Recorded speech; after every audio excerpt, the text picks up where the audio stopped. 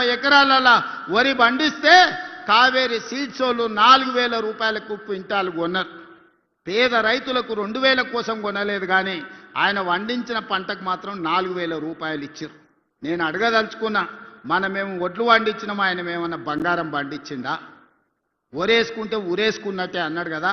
అలాంటి ఇదే రాష్ట్రంలో నేను వచ్చిన తర్వాత, ఇందిరమ్మ రాజ్యం వచ్చిన తర్వాత రైతులందరికీ చెప్పినాం, మీరు వరి పండించండి, సన్న ఒట్లు పండించండి, గిట్టుబాటు ధరనే కాదు క్వింటాల్కి 500 రూపాయల బోనస్ ఇచ్చి చివరి గింజ వరకు కొంటామని. రైతులు పండించిన ప్రతి గింజ దేశంలోనే ఈనాడు 2 ఏళ్ల ప్రతి పంట అత్యధికంగా ఒడ్లు పండించిన రాష్ట్రం తెలంగాణ రాష్ట్రం.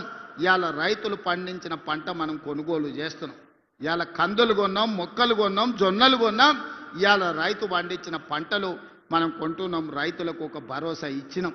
ఒడ్లు మనకిస్తే 48 గంటల్లోనే వాళ్ళ ఖాతాలో నగదు బదిలీ చేస్తున్నాం. ఎన్నడైనా ఇట్లా జరిగిందా? ఆ ఎలా ఒడ్లు తీసుకపోతే మిల్లర్లు దళారులు కుమ్ముక్కై తాలు పేరు మీద, తడి పేరు మీద క్వింటాల్కి 10 కిలోలు దండి కొడుతుంటే ప్రభుత్వంలో ఉన్న పెద్దలు వాటాలు మెక్కిండ్రు తప్ప గంగుల కమలాకర్ లాంటి వాళ్ళు మిల్లర్లతోని కుమ్ముక్కై వాటాలు మెక్కిండ్రు తప్ప ఏ రోజు కూడా రైతులను ఆదుకోలే.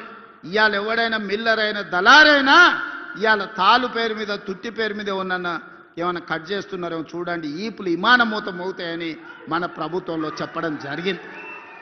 మిత్రులారా, ఇలా రైతులకు చూడండి, రైతు భరోసా కావచ్చు, రైతు రుణమాఫీ కావచ్చు, రైతు గిట్టుబాటు ధర కావచ్చు, రైతు బీమా కావచ్చు, రైతులను ప్రతి నిమిషం ఆదుకొని రైతాంగ కుటుంబాలను ఈరోజు రైతును రాజును చేయడమే కాకుండా వ్యవసాయం దండగా కాదు, వ్యవసాయం పండుగ చేసి చూపిస్తామని ఈనాడు రైతాంగాన్ని మనం ఆదుకున్నాం.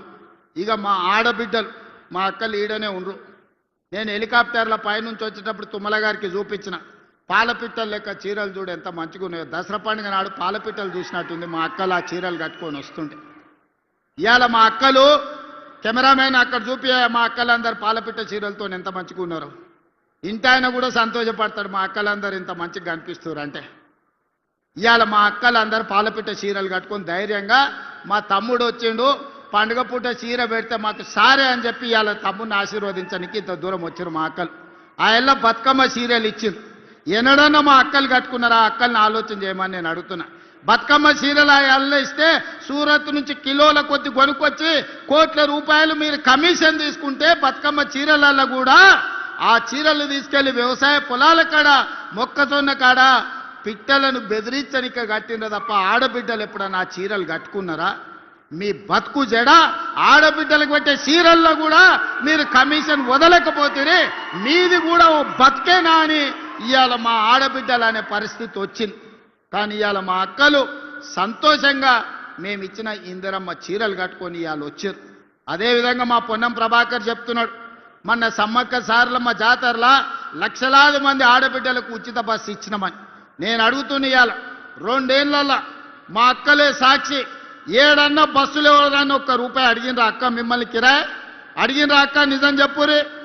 అడిగితే మీ తమ్ముని ఫోటో చూపించమని ఆయననే చెప్పిన కదా, కిరాయి పైసలు అయితే మా తమ్ముడు కడతాడు, పట్టణంలో ఉన్నారు తెచ్చుకోపోండి అని చెప్పమన్నానా? 2 ఏళ్లలో ఆడబిడ్డలకు ఉచిత బస్సు ప్రయాణానికి 9,000 కోట్ల రూపాయలు నేను పొన్నం ప్రభాకర్ గారికి లెక్క కట్టి నెల పైసలు కట్టిన. మా ఆడబిడ్డలు బస్సులో ఉచితంగా పోతే ఆ ఎల్లా అమ్మగారింటికి పోవాలన్నా, అమ్మవారిని దర్శించుకోవాలన్నా, కొండగట్టుకోవాలన్నా, వేములవాడ రాజన్నను దర్శించుకోవాలన్నా ఇంటి ఆయన ముందర చేయి చాపాలి మా అక్కలు.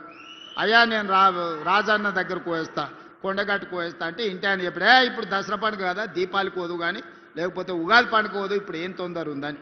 అమ్మగారింటికి పోయేస్తా అంటే ఇప్పుడు ఏమంతా పొడుచుకొచ్చింది అమ్మగారింటికి పోయి చూసిరానికి అని అనేటోడు. కడుపులో బాధ దుఃఖం ఉన్నా ఇక ఆయన నగదు ఇవ్వకపోతే బస్సులో పోలేని పరిస్థితి. మా అక్కలు మనసులే బాధ పెట్టుకొని ఇంటికానే పిల్లల్ని చూసుకుంటూ ఉండేది. ఇవాళ పరిస్థితి ఎట్లుంది? ఇంటి ఆయన బాయికాడిపోతే అక్క అమ్మగారింటికి పోయి అమ్మని చూసి మళ్ళీ సాయంత్రం లోపల ఇంటికి వస్తుంది.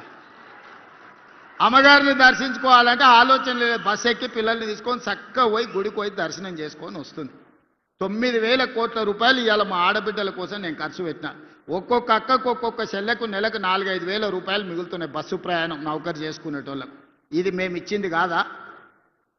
మహిళా సంఘాలు, ఆనాడు స్వయక సంఘాలు అంటే ఒక